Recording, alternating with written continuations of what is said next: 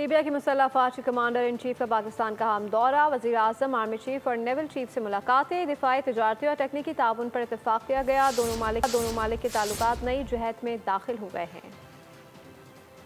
وزیر اعظم شہباز شریف سے لیبیا کی مسلح افواج کے کمانڈر ان چیف صدام خلیفہ حفتر کی ملاقات، دو طرفہ تعلقات، تجارتی اور دفاعی تعاون پر گفتگو۔ لیبیا کے مہمان کا شاندار میزبانی پر پاکستانی قیادت کا شکریہ۔ ملاقات میں نائب وزیر اعظم اسحاق ڈار، خواجہ آصف اور دیگر بھی موجود تھے۔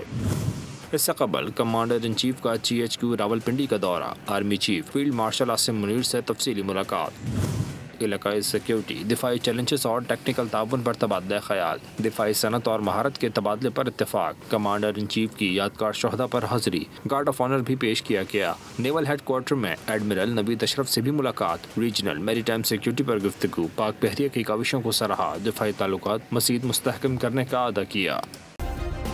سبسکرائب کریں اور بیل دبائیں تاکہ کوئی خبر رہ نہ جائے۔